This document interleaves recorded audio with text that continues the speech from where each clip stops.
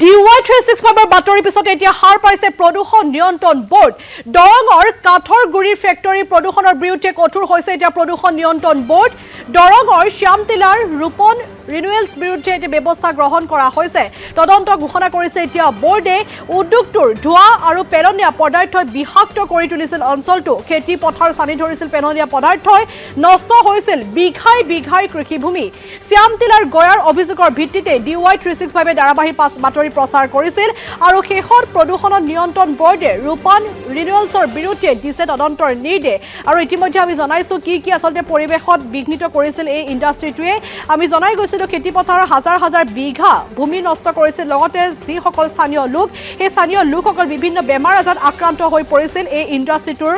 বাবে আৰু যাৰ বাবে এতিয়া DY365 বাতৰি সম্প্ৰচাৰৰ পিছতে হাৰ পাইছে প্ৰদূষণ নিয়ন্ত্ৰণ বোৰ্ড দৰঙৰ কাঠৰ গুৰি ফেক্টৰী প্ৰদূষণৰ বিৰুদ্ধে কঠোৰ প্ৰদূষণ নিয়ন্ত্ৰণ বোৰ্ড হৈছে এতিয়া আৰু বিভিন্ন ধৰণৰ ব্যৱস্থা গ্ৰহণ কৰিছে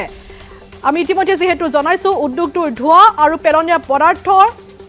এক বিষাক্ত পৰিবেশৰ সৃষ্টি কৰিছিল অঞ্চলটো খেতি পথাৰ সানি ধৰিছিল পেলনীয়া পদাৰ্থৰ নষ্ট কৰিছিল কৃষিভূমি আৰু শ্যামটিলাৰ গয়াৰ অভিযোগৰ ভিত্তিতে DY365 বাতৰি সম্প্ৰচাৰ কৰিছে আৰু অৱশেষত তদন্ত ঘোষণা কৰা হৈছিল এই কোম্পানীটোৰ বিৰুদ্ধে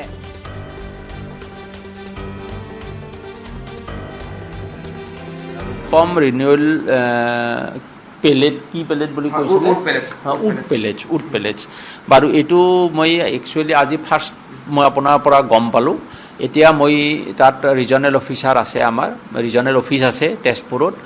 ৰিজনেল অফিচ আৰু ৰিজনেল অফিচাৰক মই ডাইৰেকশ্যন দিম তাত যে এই ইণ্ডাষ্ট্ৰিটোৰ বিষয়ে ইনকুৱাৰী কৰিব লাগিব আৰু ইণ্ডাষ্ট্ৰিটো তৎকালভাৱে মই এতিয়া আপোনাক জনাব নোৱাৰিম কিন্তু ডেফিনেটলি মানে এটা ব্যৱস্থা আমি ল'ম আৰু এই ইণ্ডাষ্ট্ৰিটো আমাৰ লগত ৰেজিষ্টাৰ্ড ইণ্ডাষ্ট্ৰি নে আনঅথৰাইজ ইণ্ডাষ্ট্ৰি সেইটোও চাম আৰু ইণ্ডাষ্ট্ৰিটোৰ পৰা কি ধৰণৰ পলিউশ্যন হৈ আছে বা ইণ্ডাষ্ট্ৰিটো ফিজিবল হয়নে নহয় সেই ঠাইখিনিত এই গোটেইখিনি আমি ষ্টাডি কৰি নেচেচাৰী ব্যৱস্থা ল'ম ইণ্ডাষ্ট্ৰিটোৰ ওপৰত পম ৰিনিউৱেল পেলেট কি পেলেট বুলি কৈছিল উড পেলেটছ বাৰু এইটো মই একচুৱেলি আজি ফাৰ্ষ্ট মই আপোনাৰ পৰা গম পালোঁ এতিয়া মই তাত ৰিজনেল অফিচাৰ আছে আমাৰ ৰিজনেল অফিচ আছে তেজপুৰত ৰিজনেল অফিচ আৰু ৰিজনেল অফিচাৰক মই ডাইৰেকশ্যন দিম তাত যে এই ইণ্ডাষ্ট্ৰিটোৰ বিষয়ে ইনকুৱাৰী কৰিব লাগিব আৰু ইণ্ডাষ্ট্ৰিটো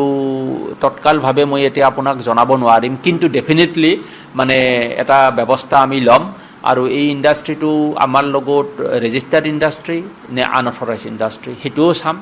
আৰু ইণ্ডাষ্ট্ৰিটোৰ পৰা কি ধৰণৰ পলিউশ্যন হৈ আছে বা ইণ্ডাষ্ট্ৰিটো ফিজিবল হয়নে নহয় সেই ঠাইখিনিত এই গোটেইখিনি আমি ষ্টাডি কৰি নেচেচাৰী ব্যৱস্থা ল'ম ইণ্ডাষ্ট্ৰিটোৰ ওপৰত